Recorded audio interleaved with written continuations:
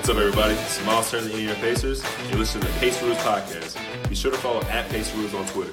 Hello again, everyone, and welcome to the Paceroos Podcast, the only Australian NBA podcast with a bias towards the Indiana Pacers. My name's Adam. I'm your host today, joined once again by Alex and Justin. Alex, I'll start with you. Some pretty bad times in Australia right now, but some NBA players that are digging deep. Yeah, I want to give a quick, massive shout out to Pacers center Myles. We know he has helped out the podcast here, but yeah, what he's doing for Australia, obviously, as well. Liz Cambage, WNBA player, who is from Australia. You know, they've taken the time out to donate, and obviously Myles. You know, I sent him a message saying, "Would you like to help? You know, spread awareness?" And he said, "Of course." You know, he's without a doubt one of the nicest dudes I've ever met. I mean, he is incredible. He helped straight away. So he was quoting my tweet. He was donating, and the NBA matched it as well. So, you know, shout out to Myles, shout out to everyone that's donated as well. So yeah, definitely tough times here. And Justin, being that Tyson, your brother, is an NBA photographer, there's the NBA is also working on some initiatives as well to get involved with the bushfire effort. We just saw today $750,000 coming from Australian NBA players toward the Bushfire Relief Fund. It's pretty awesome to see everyone jumping on board and helping out Australia in its hour of need.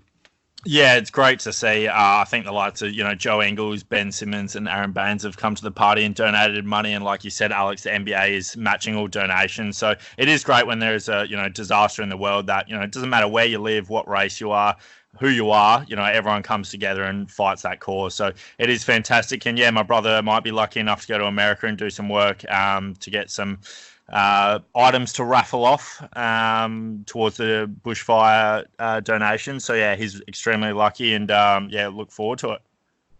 Yeah, tell him to say hi to Shaq for us.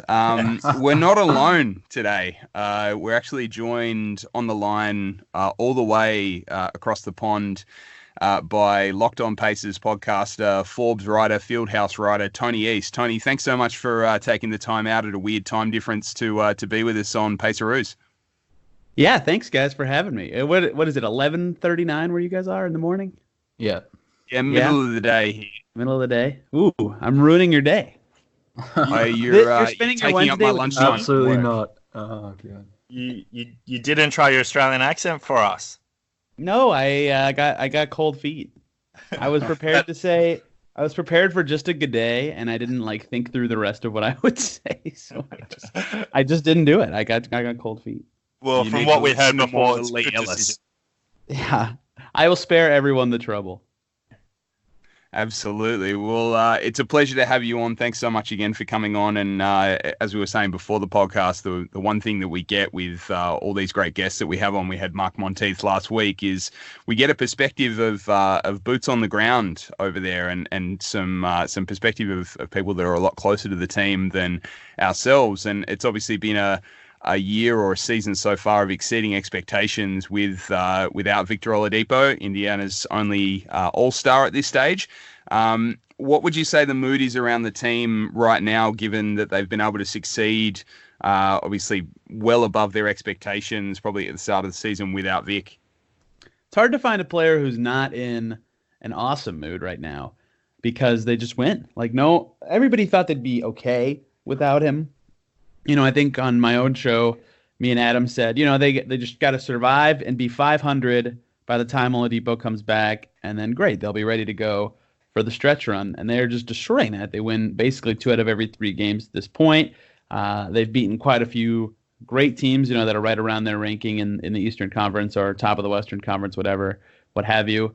And everyone is just loves this team. The bench unit clicks so well together. They all talk about how much they enjoy playing together and how much they enjoy playing with other smart players. Every time you talk to McConnell, Sabonis, McDermott about whatever pairing they have with some other player, they talk about how smart this team is, and they've just got the right guys for every role, right? They've got their scores they didn't have last year. They've got the defense. They've got passing. They've got the high IQ great guys like Brogdon, and everybody's happy with their role and happy with how things are going. I haven't heard anybody sour with pretty much anything yet to this point in the year.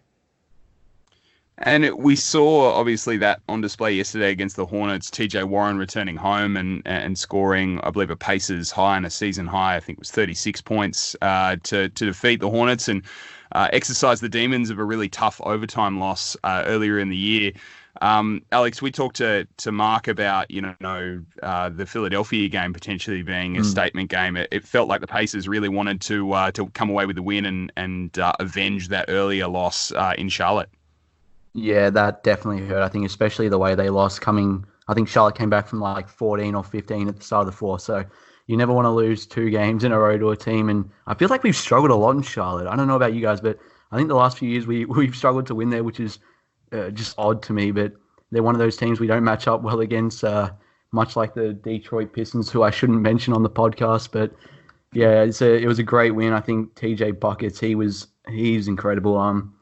And I just want to give a shout out to him on the defensive end. I don't think people are talking about it enough. I think that what he's done on that side of the ball has been more impressive to me, at least, than what he's done on the offensive end. I think we knew what we were getting from him on that end of the floor. But yeah, he's stepped up amazingly. I think him and Jeremy Lamb have impressed me a lot on the defensive end in particular.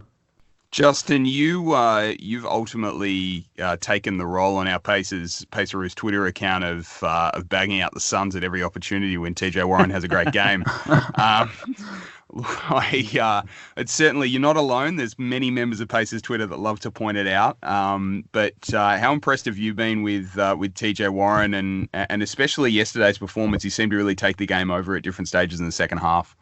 Yeah, he's an automatic bucket, and with the Suns banter, that's usually come from Alex blackmailing me. I know Ricky Rubio is a member of the Phoenix Suns, so don't bring Ricky Rubio up, Justin, please. Yeah, look, I don't mind the whole Phoenix thing, but I just can't believe they gave away TJ Warren for what we got him. I remember draft night when it was rumored, I was just waiting like, that report can't be right. Surely the Pacers have given up something more for TJ Warren. I always knew he was a good scorer, but like you mentioned, Alex, his defense has been fantastic, and he can just get a bucket when he wants. Like last night, he definitely seemed unstoppable. So it was really great to get back on the winners list. And Tony, while you're with us on the show, I've been a big advocate, so has Adam and Alex, of Nate McMillan. I personally feel like he doesn't get the credit he deserves. After a loss, some fans might be calling for his head, but just want to get your feel about how you feel Nate McMillan's done this year. Yeah, it's hard not to be a fan of McMillan, especially, I know the postseason is what it is, and he's been terrible in the playoffs record-wise throughout his career. So understood that the criticism he gets, but I think the problem with seeing how others evaluate coaches and how we evaluate coaches is a lot of times after wins, it's easy to look at the box score. Like, we're not doing that now. We watch the game, but, TJ Warren had X number of points and they won. Great. X factor, TJ Warren. Whereas when a team loses, a lot of times the pointing goes to, they didn't have the right guys on the floor. This and that. It goes to the coach. So it feels like the coach gets criticized more because players just don't get any blame after losses. And it's really hard, I think, for everybody to rationalize how other people feel about a coach because of that kind of thing. And another thing that I think is that coaching is very hard for us to objectify as fans. We can only see games. We don't know what goes on behind the scenes. But what I do know about McMillan is that players on this team respond to him well, and they know when they're coming to sign here or they get traded here what kind of guy he is, how he's going to coach, what his principles are. And some guys, I don't know, I haven't heard anyone who's turned off to it per se, but a lot of guys say they like that, and that is part of why they sign here. So guys like the rigid, be on time, do all the stuff right, treat the game right, stuff like that kind of stuff. And the guys who respond to that well play well for him. And I think he does a good job, having the right guys on the floor, getting the guys involved in the right way. He's gotten better at that this year as the season's gone along, which is impressive. Last year he was so set with his rotation. This year he's been more flexible, which has been very impressive. And seeing him be a little more bendy with what he's allowing the team to do seems to be making him better, right? The team is exceeding expectations, like I already said. I think he's a big part of that. And a really good example of that is his recent conversation with Myles Turner. Myles Turner was very open about the fact that he went directly to Nate and expressed his concern and his frustration at his role and how he was performing. Nate apparently reassured him, and we've really seen Myles step it up over the last couple of weeks and be a much better offensive player over that time. With Myles, there's been a bit of controversy around the social media stuff, deleting social media, a lot of criticism online. What do you see as the biggest change that Myles Turner's displayed, Tony, over the last couple of weeks that's allowed him to look more confident and probably outproduce what he did in December? Well, thankfully, I just wrote about this, so I have lots of opinions here. It's like he used to have such a wide variety of things that he was not asked to do necessarily, but that he was able to do. If he felt like he read the play and he should roll to the basket, he would do it. And if he felt like he should pop for a mid-range shot, he would do it. And when he was the only center, that wasn't a problem. It still worked out. It fit well with the team. Now that Sabonis is on the team, a lot of those decisions interfere with another player. And that was something that I think when watching took him a while to figure out, okay, I can't pop to this spot or roll to this spot because now all of a sudden our spacing is whack. There's two guys who can't have the ball passed to them, and we just lost 5 to 10 seconds of a play because of me. So I think he's learning better when he is involved where he should cut and when he should cut and where he should be to maximize both the shot he could get or the shot another player on the team can get. Because another factor I think that's overlooked while he is playing better is that the whole starting lineup is playing better with him out there recently. So just figuring out where he's supposed to be and how he fits with the guys around him has just been so huge for him. And credit to both him and McMillan and his teammates for, not maybe rewarding is the wrong word, but like, okay, he's doing the right things. Let's make sure he's involved. And he has been, and he's been great. Yeah, and I think, Tony, we're kind of seeing the opposite of that maybe with Aaron Holiday a little bit. I know there's a lot of pressure on him. He's only a sophomore in his second year, but we've seen the last couple of games, especially that Atlanta game, I don't really want to talk about because of how ugly it was, but he's really struggled the last week. And what have you seen contributing to that? I mean, he's back in that starting lineup. I know Malcolm Brogdon's huge, but what's been the big problem with Aaron Holiday these last few? We've been praising Holiday on Locked On Pacers because it seems like recently, and more maybe this is because he's playing alongside McConnell as a two guard, but it seems like as the season's developed until the last week or so, he's been a lot better at not shooting every time he feels like he has an opening or, something like that. It felt like early in the season he would shoot every time. Nate McMillan's talked about that too. He's gotten Aaron to defer and to read the play, to let things develop. Nate McMillan's favorite phrase, I think, when talking about what he likes about what a point guard does is they set the tempo. They set the tempo for the game, how the set's going to go, those kind of things. And as a former point guard, I think Nate sees a lot of value in that. And Aaron's been really good at those things. Nate talked about the connection he has with Brogdon. I think Aaron Holiday and Nate McMillan have gotten a better connection and feel the game the same way or are starting to. But then this week, since that Hawks game, this Hornets game, we saw it too, he's kind of lost that pass first kind of, maybe not pass first, but that read of passing and stuff like that has kind of disappeared, where it feels like he's hunting his shot more. And even this dates back probably longer than that. On their road trip in Miami, he shot the most shots in that game. He shot a lot against the Pelicans. Just maybe the last 2 or 2.5 weeks, he's really kind of drifted back towards the guy who hunts his shot first. And he's a pretty good scorer. I want him to grow through these times when he's missing, but he has to know when it's not his time to be shooting the ball, because it seems like recently he's shifting the meter a little too far towards shoot first, and he needs to know when to get his teammates involved. Yeah, with struggles, Tony, I'm really interested in knowing, obviously you interview the players after the game and sometimes pre-game. Do you get a sense when sometimes a player's in a bit of a rut, they're having a tough 2 or 3 game stretch? Are they a bit more harder to get answers out of, or do they remain professional? Does it, change between player to player? How do they cope with, I guess, the media going through a tough stretch? Yeah, it depends kind of what they're asked. Some guys are really frustrated after losses, and it's kind of just known, to who it is and stuff like that.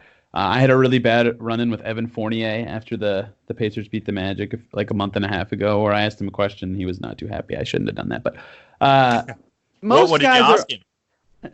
Well, I was trying to do and maybe I shouldn't talk about this. It's fine. I was trying to do a story on remember this summer when Myles Turner said that stuff about Rudy Gobert before USA France? Yeah. So I asked Fournier if he was like, around Gobert when those comments were made and how he responded. And he was like, "You media people made that a story." Now I was like, "Oh man, I'm sorry." I don't want to pick on him because, to be fair, it's kind of a forced question. He just lost all that stuff. But I was like, "Oh man, I feel like a jerk now for asking the question."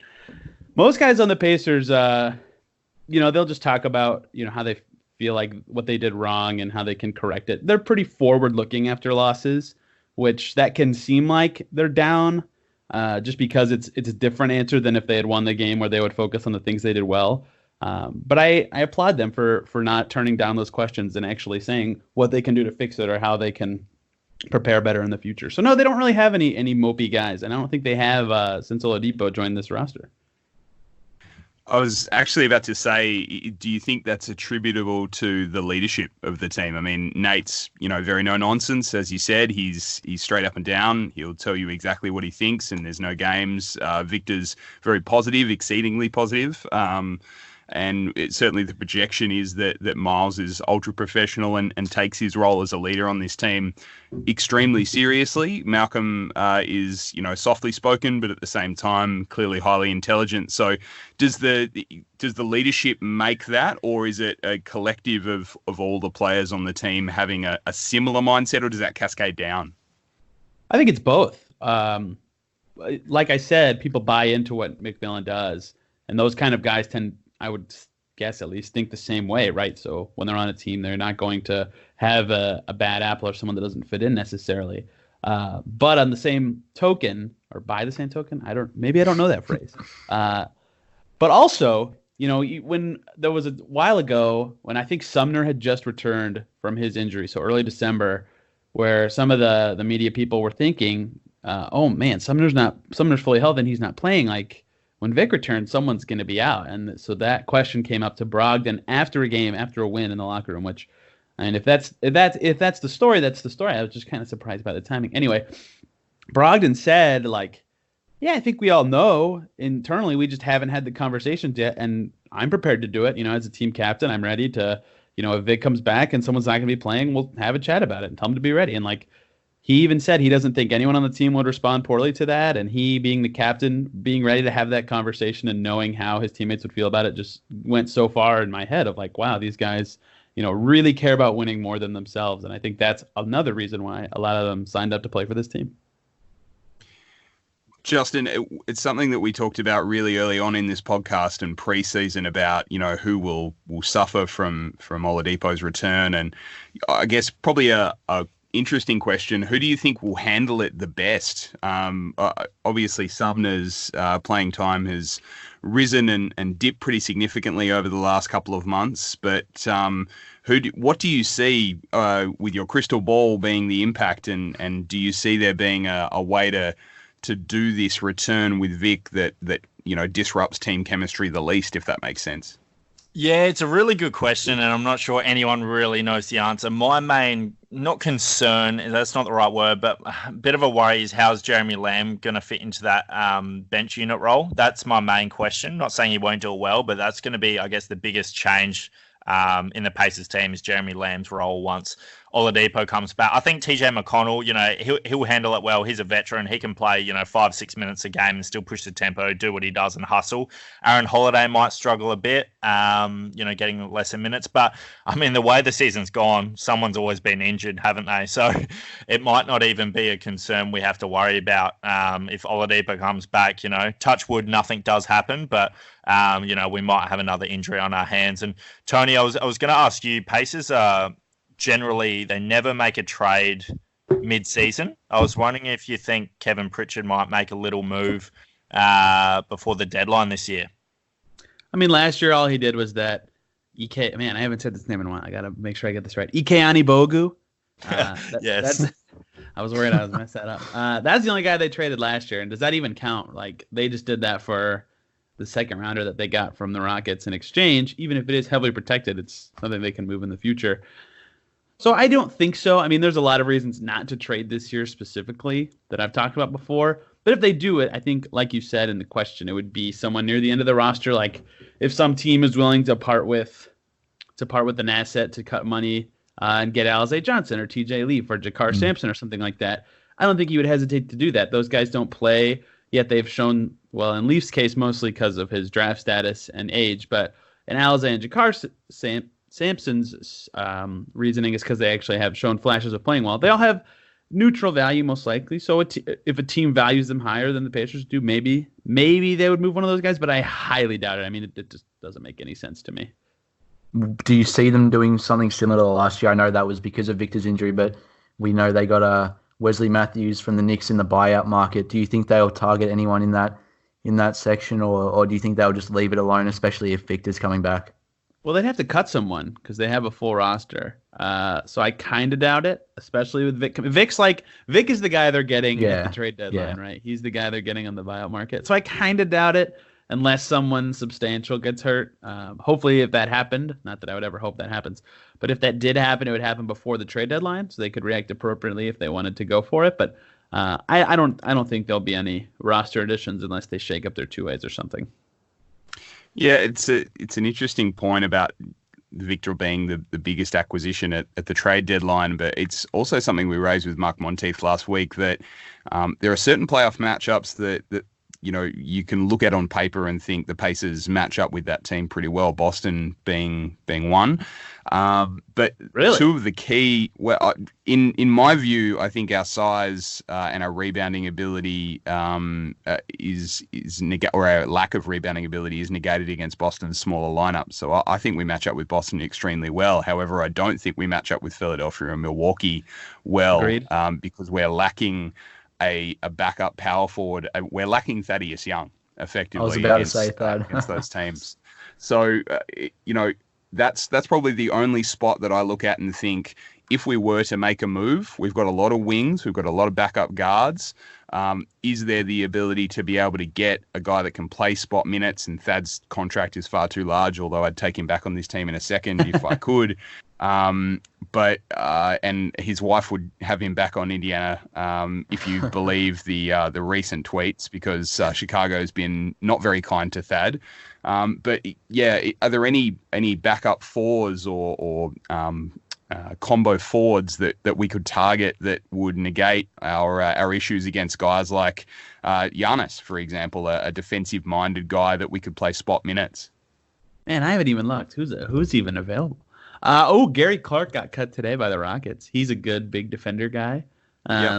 They cut him because they won't pay the tax.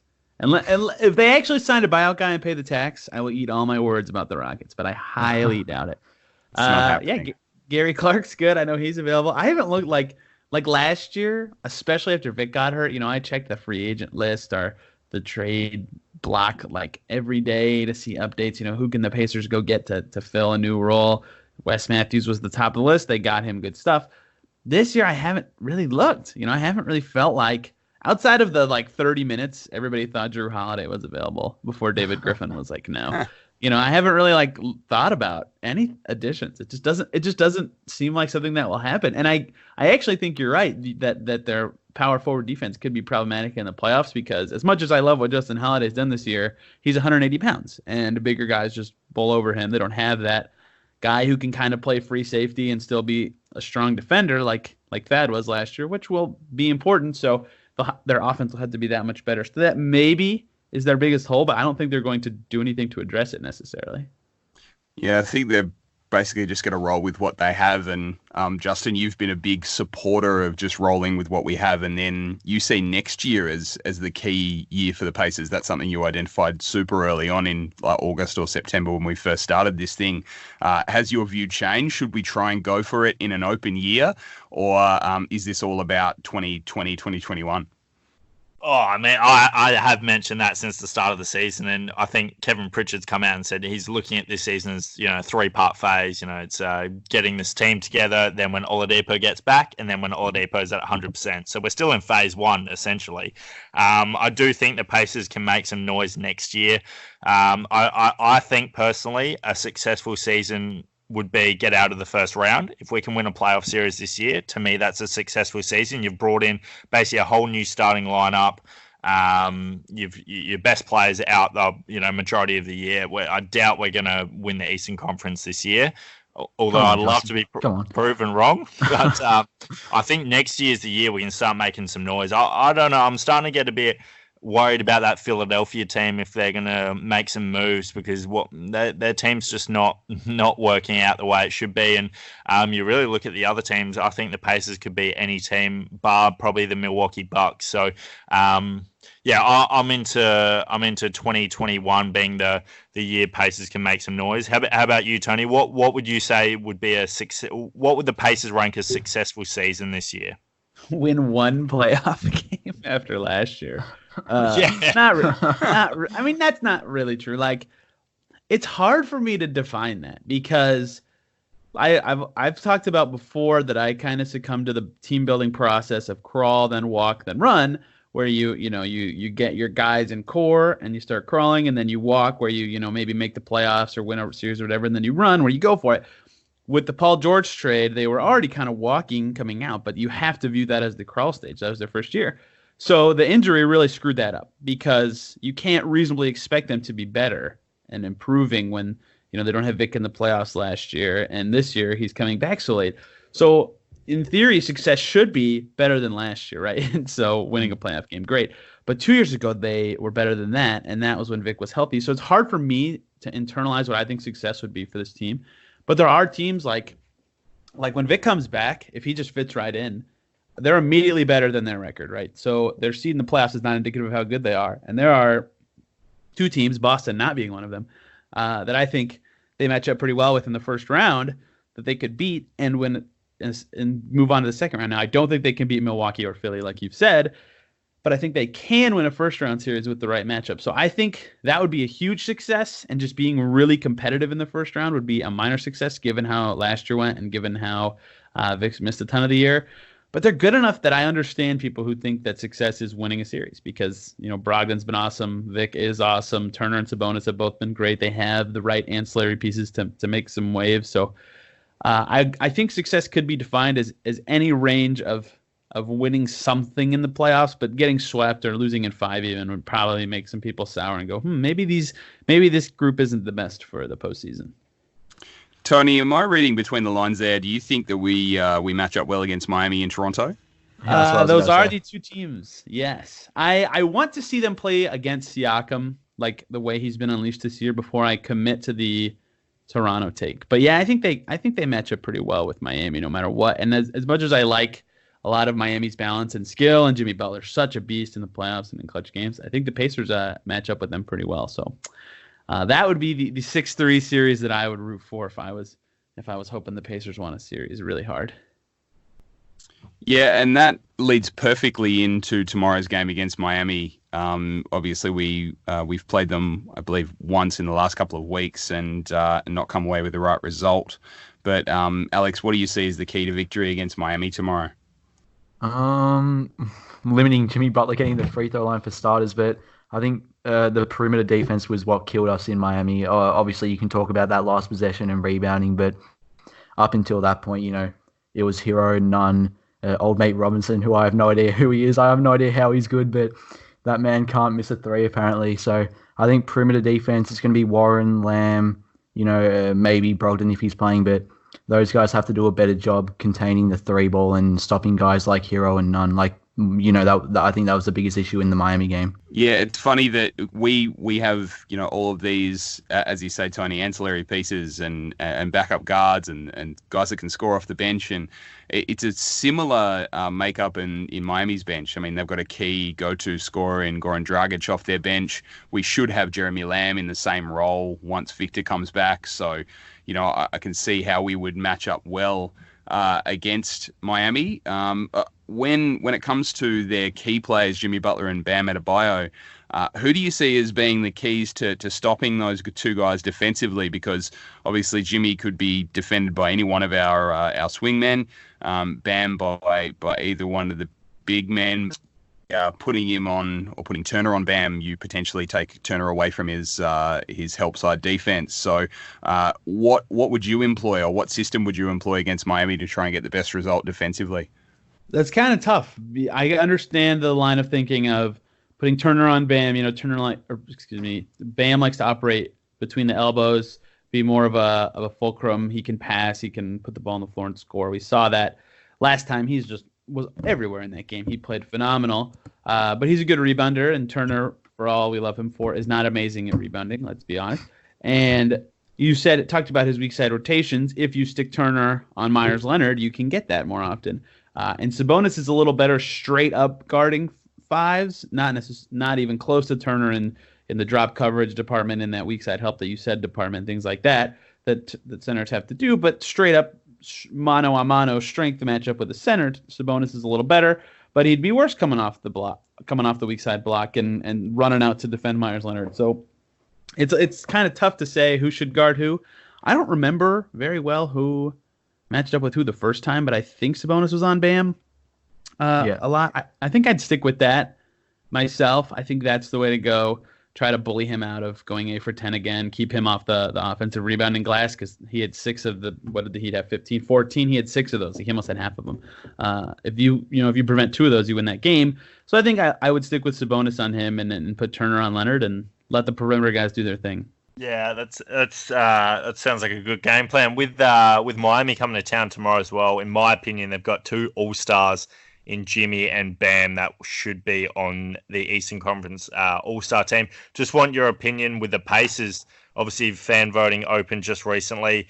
Who, if anyone, do you think will be an All-Star? Do you think Domas deserves it? Do you think Brogdon? I know he's been unhealthy. Do you think both of them? Who do you think will be representing Indiana in Chicago? The day they announced, in Chicago, so I can do all events. Yeah, go all events. Please. Okay. Yeah. The skills competition does guards versus big men. So Sabonis absolutely has to do that, right? Like, yeah. I don't know why he hasn't done it before. He can dribble and pass and do all this stuff. Obviously, the hashtag McDunk contest movement is fantastic. I don't really think Doug would be entertaining in the dunk contest, but, I mean, why is he not in the three-point contest? That dude can shoot the ball.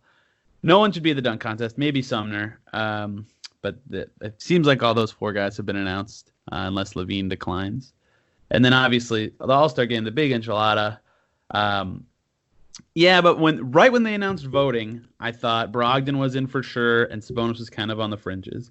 And then when voting started, I thought Sabonis was in and Brogdon had fallen. And then since then, Brogdon's missed some time and missed a bunch of shots, and Sabonis continues to play well. So I think Sabonis is, when the coaches get a choice and the players do too, I think Sabonis will probably get one of the last couple spots, but Brogdon might be just on the outside looking in, if I had to guess. We certainly hope we get at least one, if for no other reason than India needs at least a little bit of national press, although Domas won't exactly set the world alight in the All-Star game you would expect, given the way that it's played. It's not really his style. Back to the basket players he would play 6 minutes of that game. Oh, God. Yeah. He might score like 4 points on 2 like dunks where he's cutting, basically. Yeah. It might maybe a good assist. Maybe we can hope. Some alley-oop blobs. A coach will let up alley-oops. Yeah. Why not? But yeah, it will be good to have a representative anyway, especially given how well Indiana's performed. I actually have a conspiracy theory. Sure. You got excited there. I think after the All-Star teams are made up, they like, of course the NBA knows before they announce it. They try to have someone from every team in some event. So I think if no Pacer makes the game, it's even more likely that either McDermott's in the 3-point contest or Sabonis does skills. Because last year, like Dragic, or 2 years ago, remember Dragic got the call for the All-Star game, and then last year, like Dylan Brooks for some reason got called in for the rookie-sophomore game. It's like, okay, I guess. It's not that weird, but it's like that was the only Grizzly or that was the only Heat. I think they will try to get a Pacer in somewhere. Just maybe not the game if one of them doesn't make it. So unless we get Goga as MVP of the rookie sophomore game, I don't think he'd be in it. But I mean, it is an international team, right? Because now it's mixed rookie sophomores, international versus USA. So maybe he's on the world team. He might slide in, although the G League reps don't necessarily put his name up in. He's playing right now. I wonder how he's doing. Anyway. We speaking of Goga, just an aside. What are your impressions of him around the team? His personality, his ability to fit into the team. He seems to have that youthful exuberance that we expect out of rookies. He seems to really enjoy being in the position he's in, even without playing time. And and he hasn't necessarily met our expectations due to the lack of playing time. But what are your impressions of Goga the last couple of months? His not quite perfect English is so funny. I mean, it's not supposed to be, but it just makes me smile. Like, oh man, everything he says is funny. I think. I know. I think the facial hair question is like the best question I've asked any player this whole year. So that made me laugh. Yeah, he's a great guy, and I know he. Every player, every rookie ever has said, "Oh, the speed of the game, this and that," and it's true. You can see him having to process what's happening and be a step late on defensive rotations, or not quite expect to have to cut when he is and stuff like that. And the G League's supposed to be helpful there, although I'm reading from the tremendous Kalen Cooper right now that his defense still looks a little slow red tonight. But he barely ever plays. He's got to get these game reps in to learn on D, and I think he is pretty polished for a rookie. He's in the right spots a lot. He's a high IQ guy. He can pass, shoot a little. He's a good rebounder. He's a pretty good defender, even though he's got a lot of work to do. So I like what his baseline is and how good he can be and how goofy he is. He fits in really well with this team. He's learning well from a good defensive end, offensive center. He's just got a year or two to go before he's a high impact guy. Yeah, do you see him as a 4-year project? Do you think that he's one of the players that by year 3, year 4 we'll start to really see him challenge for a starting position, and there'll need to be a potential decision made? Because one of the things that Mark Monteith mentioned last week is if Goga comes on, all of a sudden a trade has to be made somewhere in this roster, because the fact of having effectively 3 starting caliber centers is not sustainable and not the optimum way to make up your roster. But do you see him being sort of 2 years away? Well, I saw some junk article this summer that said Sabonis could play the 3 if there was a log jam. No. I know. No. Yeah, please no. Might simulate that on 2K and let you guys know shared how it, goes. and then a bunch of people were super mad. But I just shared a screenshot because I was like, I don't want people to find this. But someone then did find it, and I deleted my tweet, but enough damage had been done, and people were. It was not someone who covers the Pacers. It was someone who covers, air quotes, covers the NBA and did not do any research. Yeah, man, with Goga coming on, I don't really know. I've never thought that would happen, that by the time he gets amazing, they still have all 3 of him, Turner, and Sabonis. I think that either he's part of, next year the Pacers are just dominating to start the year, right? With all 4 of Sabonis, Turner, Vic, and Brogdon. And then they're one piece away from, they can be the 2 seed and make the conference finals. Goga's in that trade package. I've never really hit the scenario in my head where all 3 of them are still on the team and peaking at a time where you need all 3 of them to play.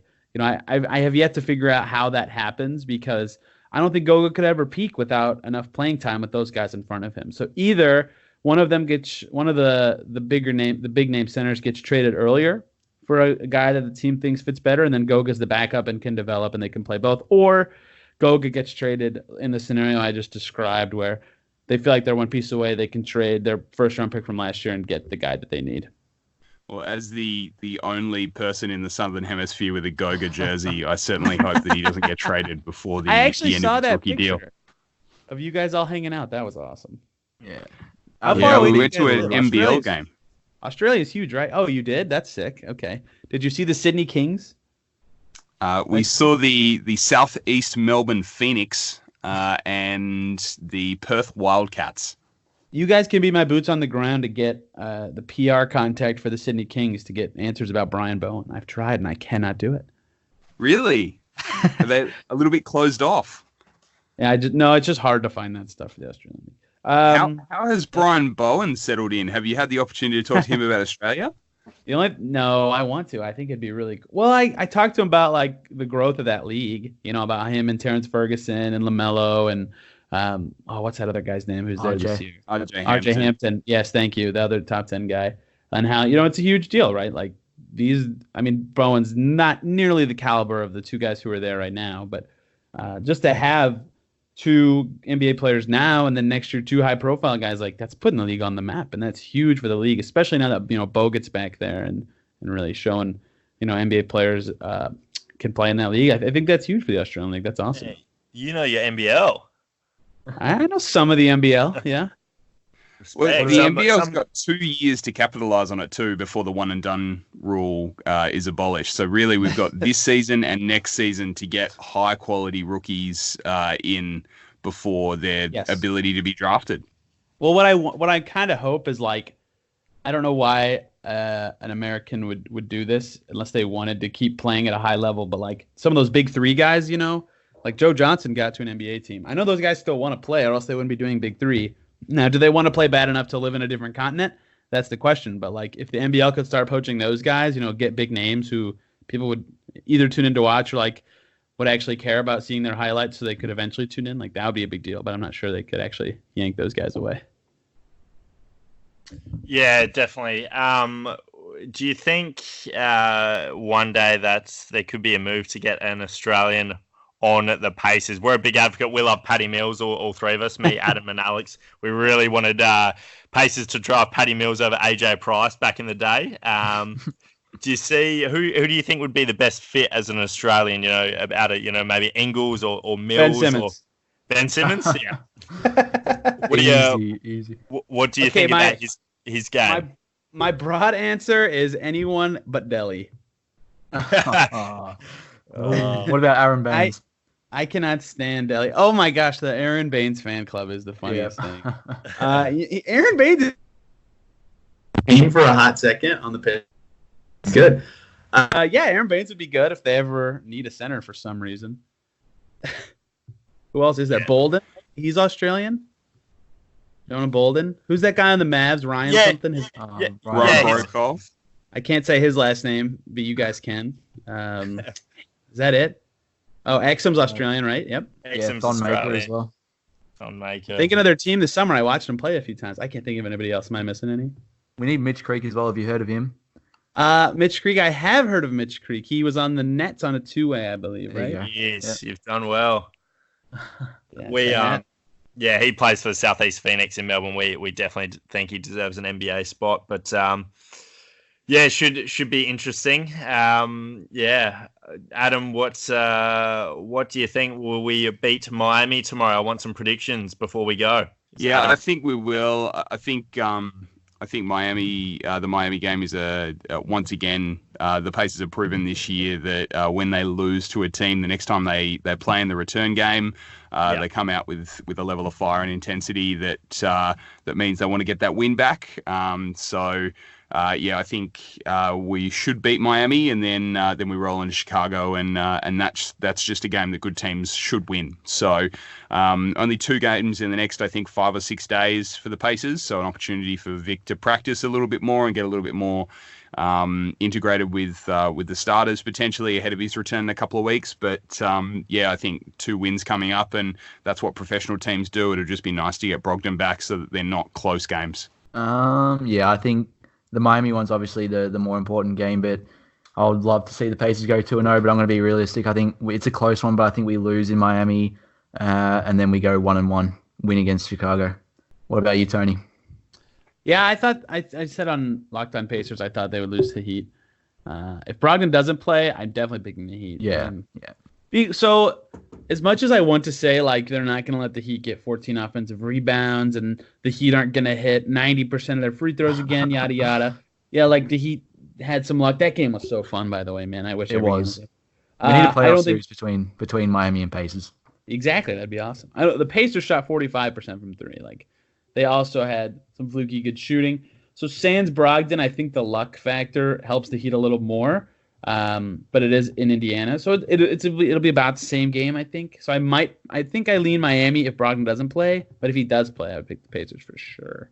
Yeah, the number one priority, as Nate said on Pacers Sound, the weekend is health. So we're really hoping that we can see a healthy team over the next few weeks, and we can finally show the league what we can do with a full roster. But Tony, just want to thank you so much for taking the time out to be with us late on a Tuesday night, your time. We very much appreciate your time, and thanks for joining us on the Paceroos. I think we'll try to come to you guys after the Chicago game.